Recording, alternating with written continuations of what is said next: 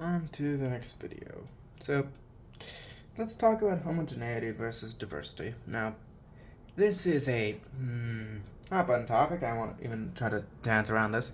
Let's face it, a lot of people like claiming diversity as a strength or that we need a almost homogeneous culture.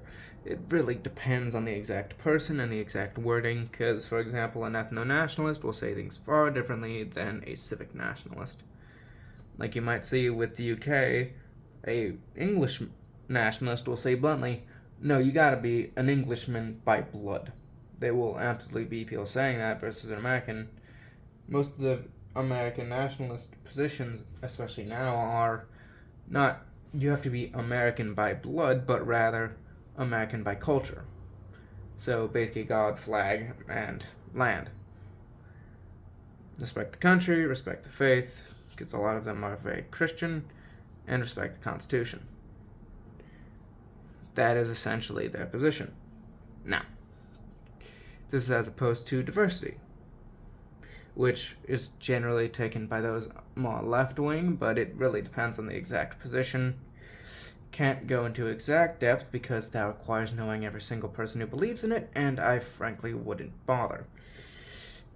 But the big thing with comparing them is understanding what they are and what they mean for society. Now, homogeneity, or being homogeneous, is the state of being consistent or uniform, being in culture, ethnicity, so blood, religion, or ideology. Diversity is the reverse, where there are notable cultural, ethnic, religious, or ideological differences. So think of it like a cup.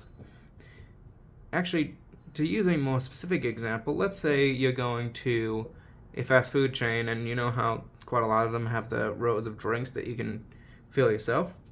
A homogeneous state would be one where you just pick one and have it fill your cup with that. A diverse one, a society, would be taking a bit from every single one. Of different percentages, sure, but that's essentially what it is. There are notable differences between, say, Pepsi and Fanta and lemonade. And if you take from each of them, you're gonna get something different.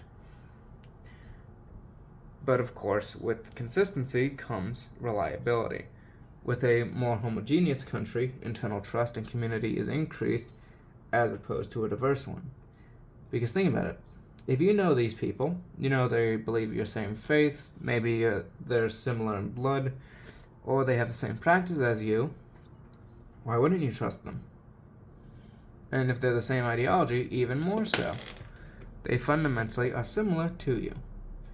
And you can trust that because you know yourself. Even if they're not exact, of course. There's still going to be a lot of trust there because you think, these people are like me. They think like me. Or they behave like me. And so, you can trust them. And with that comes a sense of belonging and community. You're able to work with these people because you believe fundamentally they are similar to you and don't have as many trust issues as you would if they were different from you. Whereas a diverse society can lead to adaptation and reformation because fundamentally their differences allow for different perspectives. It allows for change and adaptation.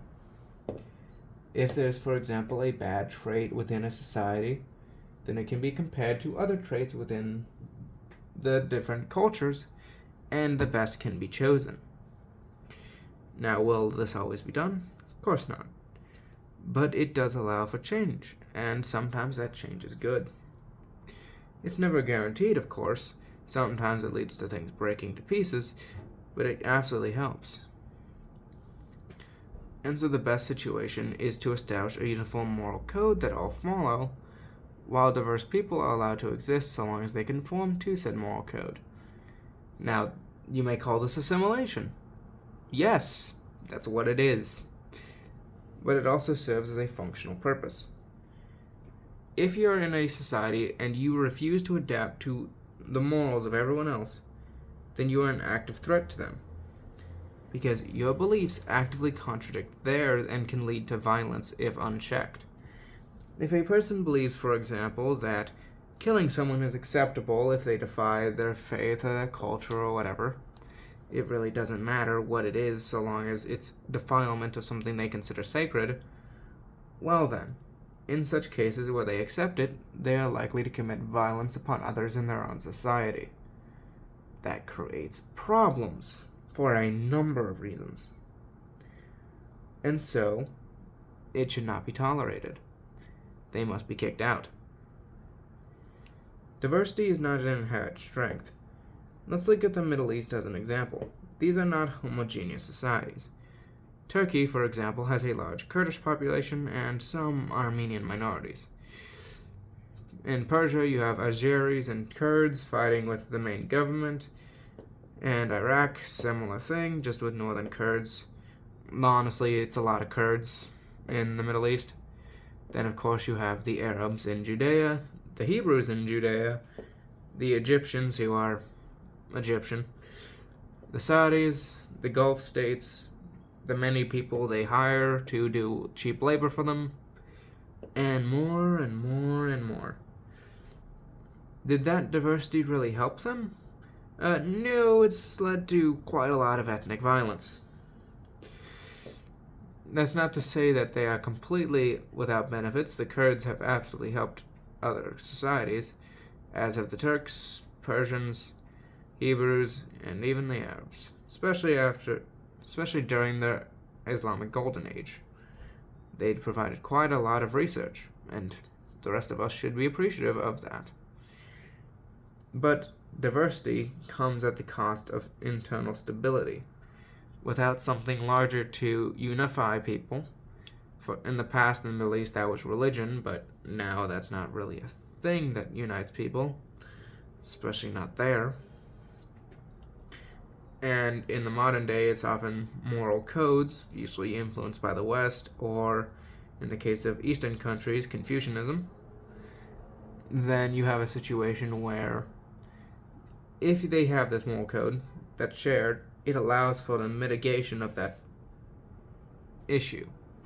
If they don't, and instead basically allow people to have their own moral codes without any consistency between them, and they don't punish for going against a unified moral code, well then, you start having issues.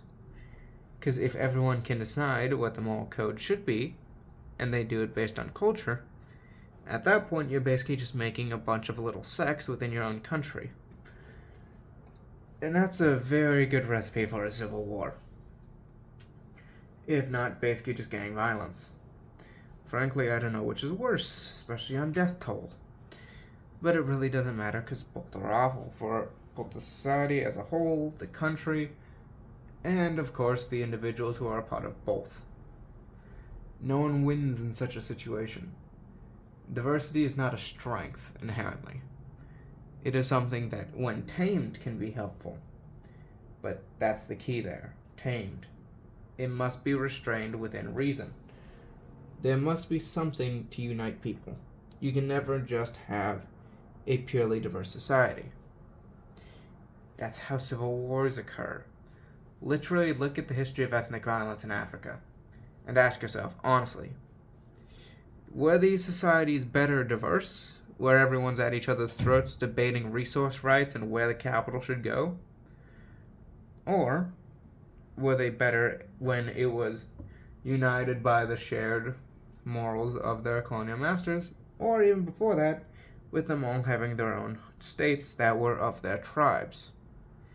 I'm pretty sure you'd call the previous two better other than the modern innovations.